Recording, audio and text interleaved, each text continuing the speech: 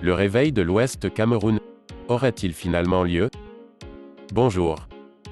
Cette vidéo est réalisée à partir d'une publication de Sentinelle de la République parue le 3 avril à 9 h sur sa page Facebook. Nous le remercions de la permission qu'il nous a donnée d'utiliser son texte. Avant de vous livrer l'intégralité de cette grande publication, prenez 3 secondes pour aimer cette vidéo, vous abonner à la chaîne et surtout activer la cloche de notification. Le réveil de l'Ouest Cameroun aurait-il finalement lieu?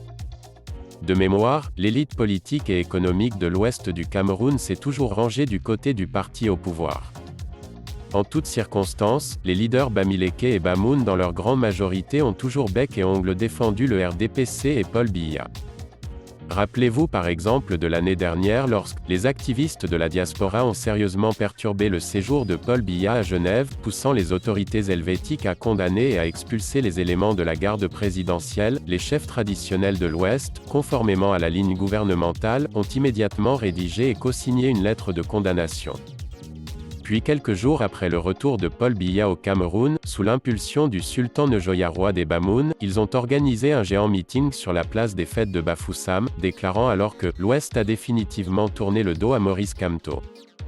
Rappelez-vous qu'il y a quelques années seulement, lorsque le gouvernement appelait les Camerounais à contribuer financièrement et matériellement dans le cadre de l'effort de guerre, les leaders économiques de la région de l'Ouest ne s'étaient pas fait prier pour contribuer à hauteur de dizaines voire de centaines de millions de francs CFA par personne. Ils avaient d'ailleurs été très expéditifs. Rappelez-vous également de cette vidéo publiée l'année dernière dans laquelle on voit le patriarche Fotso Victor mettre ses frères Bamileke en garde contre la conquête du pouvoir. Devant les hauts cadres de son parti le RDPC, il a précisé que de son vivant, aucun Bamileke ne pourrait accéder au pouvoir. Mais aujourd'hui, quelque chose semble s'être passé à l'Ouest. S'agirait-il du réveil Grassfield tant espéré? En effet, il y a une semaine environ, dans un communiqué dénonçant le laxisme du gouvernement et l'absence constatée de Paul Biya dans la périlleuse gestion de la pandémie du Covid-19, Maurice Kamto a donné une date butoir après laquelle si Paul Biya ne s'est pas déjà directement impliqué dans cette crise, lui et le peuple camerounais devront prendre eux-mêmes leurs responsabilités. Cette énième sortie de Kamto a suscité une grosse vague d'indignation dans le parti au pouvoir, poussant même des ministres de la République et d'autres leaders du RDPC à dénoncer et à condamner le supposé « agenda caché » de Maurice Kamto. En toute logique, on s'attendait alors à ce que, conformément à leurs habitudes, les autorités Bamileke et Bamoun, à défaut de pouvoir se réunir, co-signent cette fois-ci aussi une note d'indignation et de condamnation. Mais il n'en a été rien. Le sultan Njoya a certes publié un communiqué, mais c'était juste pour dénoncer un imposteur Bamoun à ses yeux. Cette fois-ci rien n'a été dit sur Kamto. Silence complice. Il y a quelques jours, en guise de riposte face à la pandémie du Covid-19. Le président de la République a instruit la création d'un fonds de solidarité de 1 milliard de francs CFA sans honte, appelant alors le peuple à contribuer financièrement.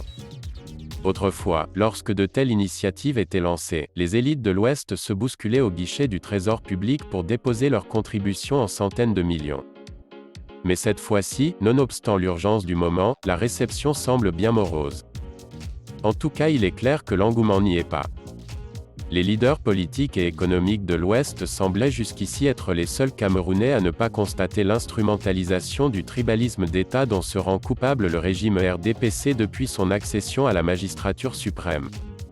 En effet, parce qu'ayant eu un leader d'envergure nationale en 1992, les anglophones ont été traités d'anglo-fous et presque tous les leaders d'origine anglophone ont été d'une manière ou d'une autre enrôlés dans la machine infernale du régime du renouveau. Puis, plus tard en 2018, lorsque le régime RDPC s'est rendu compte qu'il ne pouvait plus battre le MRC et Maurice Kamto à la loyale, il a été lancé une vaste campagne calomnieuse contre le MRC. Ce parti était alors présenté comme une secte tribale Bamileke, comme un club de villageois Baham, comme un groupe de terroristes Bamileke, etc. Puis ayant constaté que le MRC résistait farouchement à toutes ces attaques macabres, le régime RDPC s'en est pris directement aux Bamileke, peuple dont est originaire Maurice Kamto, le leader du mouvement pour la renaissance du Cameroun. Plusieurs intellectuels et leaders politiques ont reçu la mission d'instrumentaliser cette fibre tribale pour diaboliser et marginaliser le peuple Bamileke dans son ensemble. De Méon à Momo, en passant par Elimbi Lobé et Dieudonné et Somba, des dizaines d'individus ténébreux s'y sont mis avec une telle passion qu'on se demandait légitimement si le sentiment patriotique existait même encore au Cameroun. Paix, travail, patrie. Sous les regards joyeux des autorités, dans les télévisions et les radios atypiques, le peuple bamiléké était tout le temps assimilé à un troupeau de porcs venus de la grande porcherie qu'est l'ouest du Cameroun. Le vase était donc déjà plein et à l'évidence il a débordé. L'élite de l'Ouest, soutien traditionnel du RDPC, semble avoir définitivement tourné le dos à la sorcellerie gouvernementale et à l'autoflagellation. Désormais le RDPC devra devenir républicain ou bien l'Ouest s'en séparera définitivement. Il semble bien qu'un vent soit en train de souffler sur l'Ouest, serait-ce donc le vent du changement pour guérir les plaies et les travers de la patrie? Un vent pour le salut du Cameroun. Nous sommes peut-être là en train d'assister au réveil de l'Ouest? L'histoire nous le dira. Emmanuel Duprince, la sentinelle républicaine. Prenez 3 secondes pour aimer cette vidéo, vous abonner à la chaîne et surtout activer la cloche de notification.